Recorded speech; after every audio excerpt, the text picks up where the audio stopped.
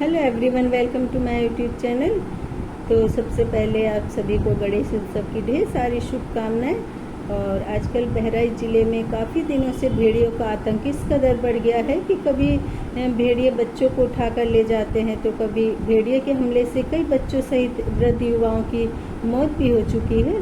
और कई व्यक्तियों को इतना भयंकर तरीके से भेड़ियों ने अपना शिकार बनाकर घायल कर दिया कि वो जिंदगी मौत के बीच लड़ रहे हैं और ना ही उनकी आर्थिक स्थिति ऐसी है कि बड़े अस्पताल में जाकर इलाज करा सकें। और बहराइच सहित 100 गांवों में भेड़ियों की दहशत है और लोग परिवार सहित डरे सहमे घर में छुपकर बैठे रहते हैं, कहीं भेड़िए का शिकार ना हो जाए। बच्चों को स्कूल जाना भी बंद करवा दिया गया है और वहाँ के लोगों का रोजगार एकदम चौपट हो गया। वैसे भी वहाँ जिला बहराइच आर्थिक दृष्टि से बहुत ज़्यादा पिछड़ा हुआ है और ना तो यहाँ का विकास हुआ है, ना कोई रोजगार है। छोटी मोटी किसानी, खेती और सिलाई कढ़ाई मजदूरी करके यहाँ के लोग 2 वक्त की रोटी का साधन जुटा पाते हैं। और यहाँ पर बिजली की भी कोई व्यवस्था नहीं है। भेड़ियों की दहशत से सारा जिला थर्राया हुआ है, लेकिन यहाँ तो इसके अलावा भी कभी भी कोई बड़ी घटना हो सकती है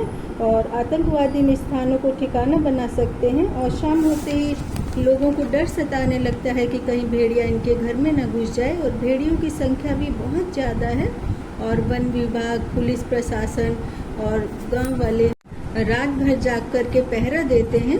और जंगलों को भी कटीले तारों से कवर कर दिया गया है, लेकिन जब गांवों में दूर दूर तक लाइट ही नहीं है और टॉर्च की रोशनी में जंगली जानवरों को पकड़ना बहुत ज़्यादा मुश्किल है। और यहाँ की आर्थिक स्थिति बहुत ज़्यादा खराब है।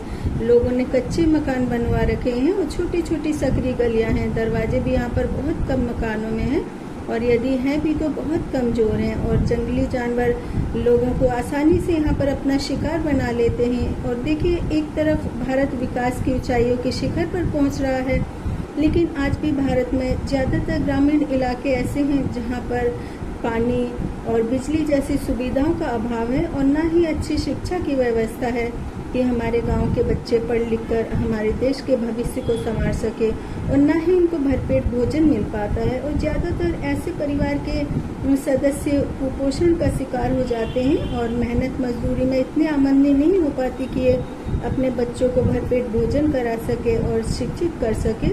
और शिक्षा का अभाव गरीबी और मजबूरी भी व्यक्ति को बहुत बड़ा अपराधी बना देती है, क्योंकि जब इंसान के पास कुछ नहीं होता ना तो वो 2 तरह से सोचता है। एक व्यक्ति जो होते हैं वो सोचते हैं कि हमारे पास तो कुछ भी खोने के लिए नहीं है, तो हम जीरो से ही अपनी ज़िंदगी को शुरू करते हैं।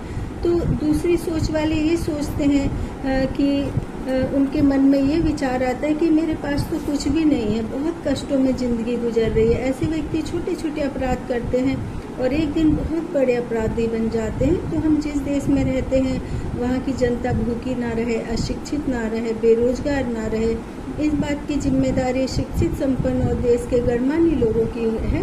और बहराइच के बाद सीतापुर में भी कई स्थानों पर भेड़ियों का आतंक है और इसका दोष हम पर भी जाता है, क्योंकि हम बड़ी बिल्डिंग, ऑफिस और टावर बनाने के चक्कर में जंगलों को काटते चले जा रहे हैं और ये जंगली जानवर भटक जाते हैं। और अब तो विकसित शहरों में भी तेंदुए घुस जाते हैं। 3-4 साल पहले राजनगर की गलियों में तेंदुआ घूमता देखा गया, फिर हमारी कचहरी में 3-4 महीने तक तेंदुआ रहा।